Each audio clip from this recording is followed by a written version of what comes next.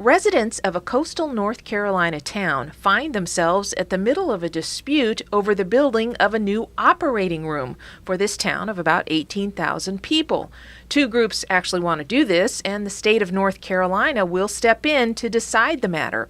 Katherine Restrepo, who is the John Locke Foundation's Director of Healthcare Policy, is here to explain why the state of North Carolina cares about this at all.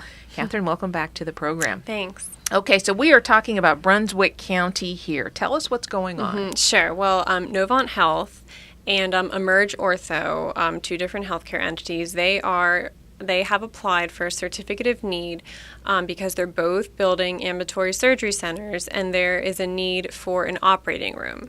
So there are certain services and healthcare facilities that are regulated under North Carolina's certificate of need law. So they have both filed an application for a certificate of need to establish this ambulatory surgery center and build an operating room. Let's try to help our listeners understand a little bit more about this thing called certificate of need, because it's a little bit crazy here and complex.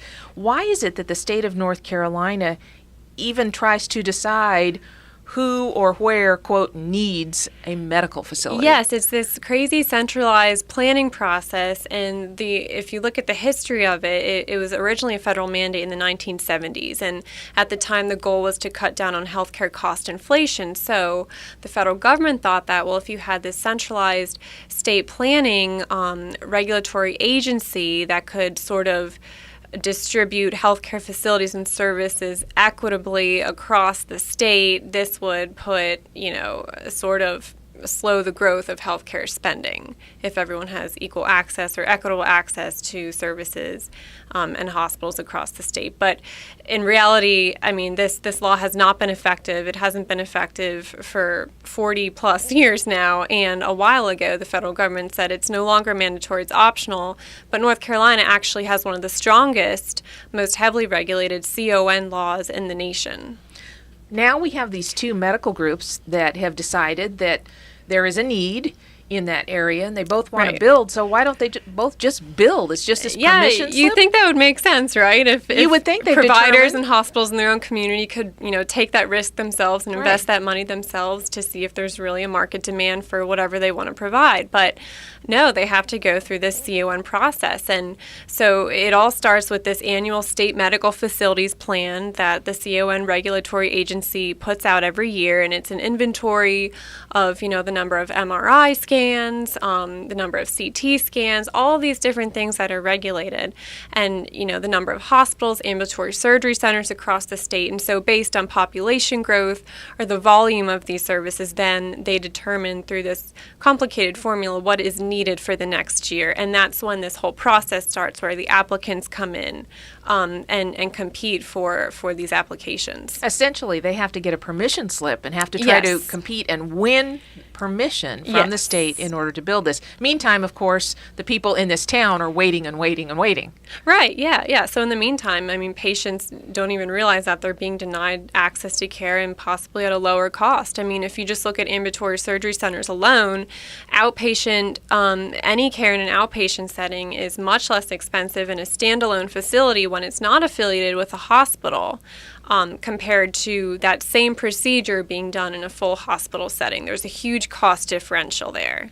So our listeners might be thinking, gee, this sounds really inefficient. Sounds like one of these things where government's involved and it's just, there's paperwork, there's time, there's all sorts of things going on. But that's not the end of the story. There's actually a third group, a medical group that's involved in this. Tell us about that. Yeah, and this is where in the process it really gets messy. So you have a couple parties, competing for the same application, whether in this case it's an operating room or an MRI machine.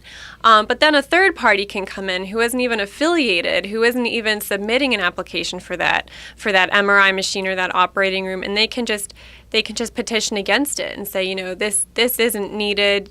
It's a duplicate of services, or it's it's going to be an overinvestment in an underused type of facility or service. So, this is why the state should not approve of this, even though there's a so-called need for it.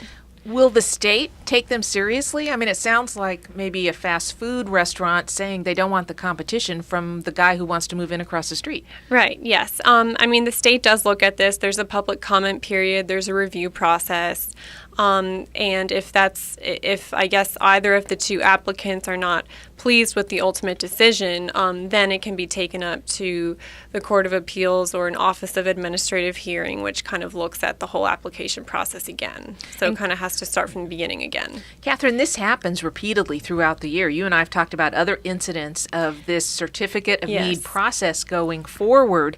In the legislature, there does seem to be a move afoot. There are some legislators who have started to pay attention to this, in large part because of the work that you've been doing the last several years. What are you hearing from them about this?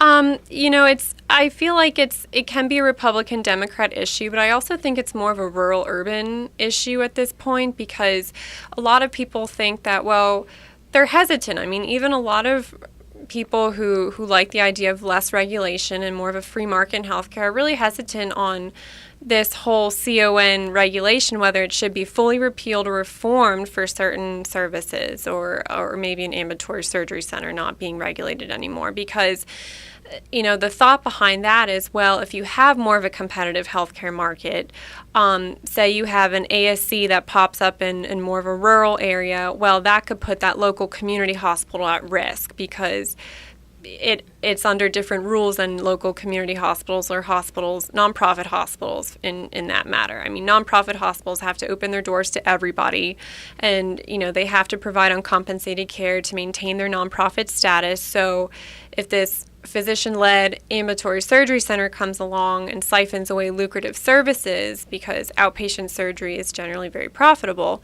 that puts those local community hospitals at risk. Now, that's the argument, but if there's more transparency in healthcare, I think maybe it could be a different story. But, regardless of whether you have certificate of need laws or not, rural healthcare has been struggling for many, many years, and it is an issue. What's your recommendation when it comes to certificate of need?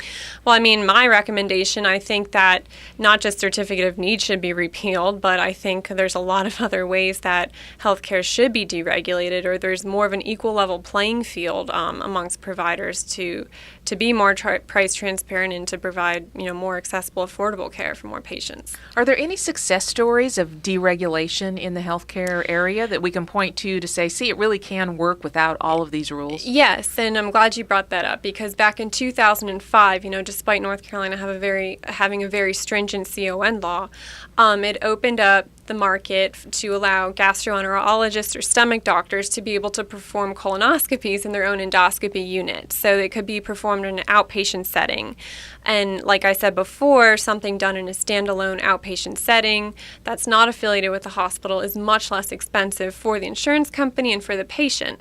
So actually, there was a 30% increase in colonoscopies, which is a good preventative health measure that people are taking advantage of because it's more cost effective too. But even with that utilization increase, Medicare still was able to save over $224 million within 6 years. So it can be done, and we can point to things like that to show Absolutely. people the way as they start considering certificate of need in North Carolina.